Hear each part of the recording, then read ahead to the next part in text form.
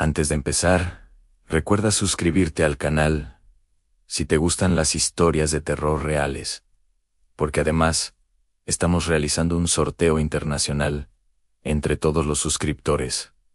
Ahora sí, apaga las luces, ponte cómodo y escucha con atención, porque lo que ocurrió en una pequeña tienda del centro de Madrid sigue sin tener explicación. Madrid, finales de los años 90, en una calle aparentemente normal, rodeada de comercios, bares y el ruido constante del tráfico, había una pequeña tienda de antigüedades que pasaba desapercibida para la mayoría de la gente. El local se llamaba El Baúl del Monje y estaba regentado por una mujer tranquila, reservada, que había heredado el negocio y los objetos que se vendían en él. Dentro de la tienda se acumulaban muebles antiguos, figuras religiosas, relojes de pared, baúles de madera oscura, cuadros polvorientos y decenas de objetos cuyo origen se remontaba a distintas épocas y lugares. El ambiente era denso, cargado de olor a madera vieja,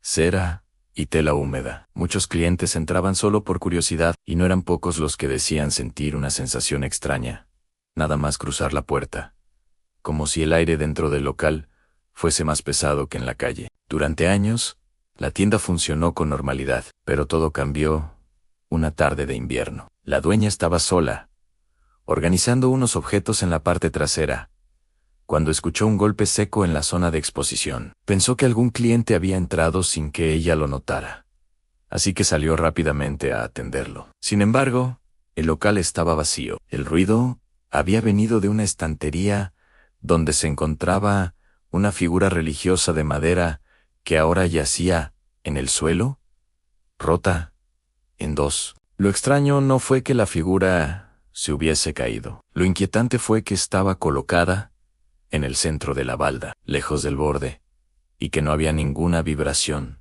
ni motivo aparente para que se hubiera movido. La mujer la recogió, la colocó de nuevo en su sitio y decidió no darle demasiada importancia. Pensó que tal vez había quedado mal apoyada, o que el paso de un camión por la calle había hecho temblar ligeramente la estructura del edificio. Pero los incidentes no se detuvieron. En los días siguientes comenzaron a producirse pequeños sucesos difíciles de explicar, objetos que aparecían en lugares distintos a donde ella los había dejado, puertas que encontraba abiertas después de haberlas cerrado, y, en varias ocasiones, el sonido de pasos en la trastienda cuando estaba completamente sola. Una noche, mientras cerraba la caja registradora, escuchó claramente cómo algo se arrastraba por el suelo en la habitación contigua. El sonido era lento, pesado, como si un mueble estuviera siendo empujado. Al asomarse, encontró una silla desplazada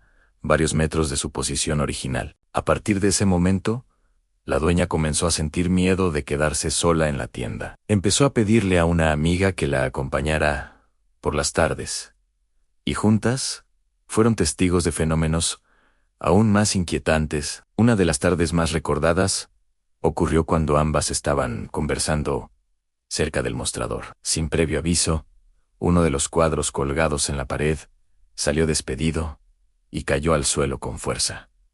No se había soltado lentamente. Había salido hacia adelante, como si alguien lo hubiera empujado desde atrás. Asustadas, comenzaron a preguntarse si podía tratarse de alguien que entraba a la tienda por la noche, o incluso de una broma pesada. Cambiaron cerraduras, revisaron ventanas y colocaron objetos de forma que pudieran notar si alguien los movía. Pero todo seguía ocurriendo, incluso en su presencia. El nombre de la tienda, El Baúl del Monje, provenía de un antiguo baúl que se encontraba en la entrada del local. Era una pieza grande, de madera maciza, con herrajes de hierro y una cerradura oxidada. Según la historia familiar, ese baúl había pertenecido a un antiguo monasterio y había sido adquirido en una subasta décadas atrás. Dentro no se guardaba nada especialmente valioso, solo algunas telas viejas y documentos sin importancia. Sin embargo, la dueña empezó a notar que muchos de los sucesos parecían ocurrir cerca de ese baúl. En una ocasión,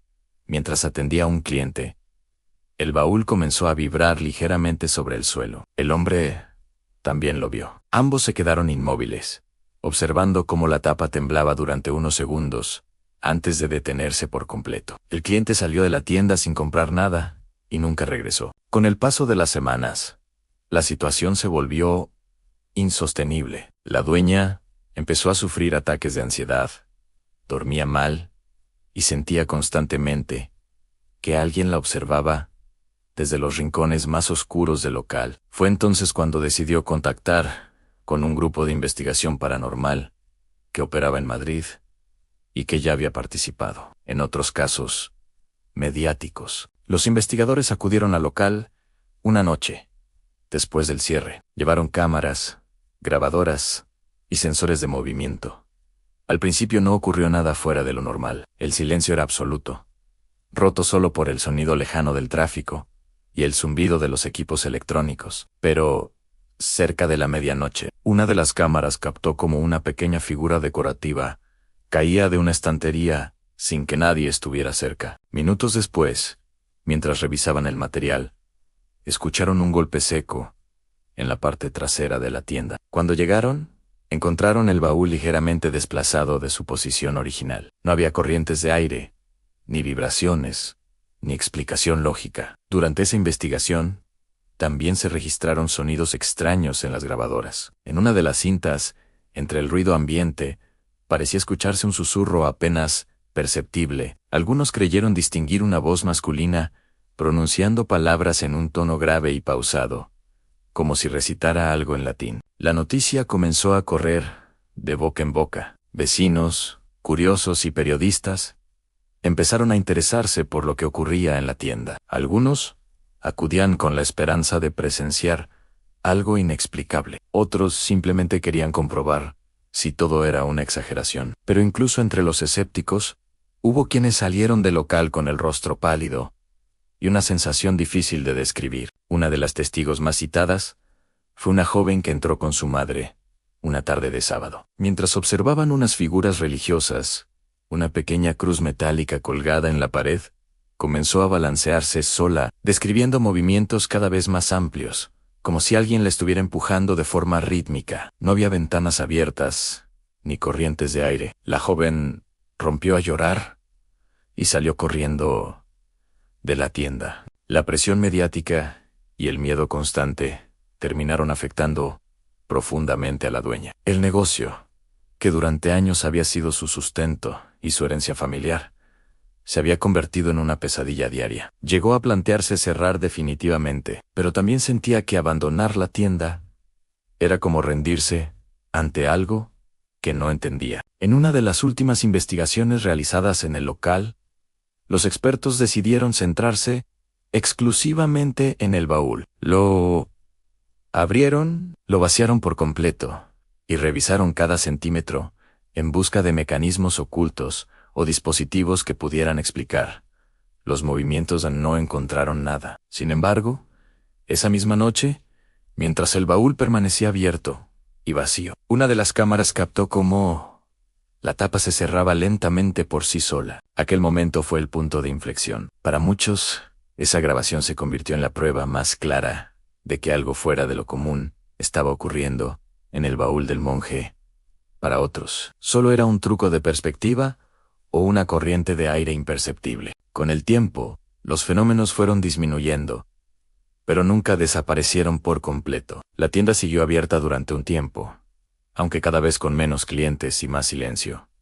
Finalmente, el local cerró sus puertas. Algunos dicen que la dueña no soportaba seguir trabajando en un lugar donde se sentía constantemente observada. Otros aseguran que los sucesos continuaron incluso después del cierre, cuando el local permanecía vacío y a oscuras. A día de hoy, el caso del baúl del monje sigue siendo uno de los episodios de poltergeist más conocidos de España. No hubo explicaciones oficiales, ni confesiones, ni pruebas de fraude concluyentes. Solo quedaron los testimonios, las grabaciones y la inquietante sensación de que, en aquella pequeña tienda de Madrid, algo invisible había decidido hacerse notar. Porque a veces, los objetos antiguos no solo guardan historia, también pueden guardar algo más, algo que no vemos, pero que permanece en silencio, esperando el momento adecuado para moverse,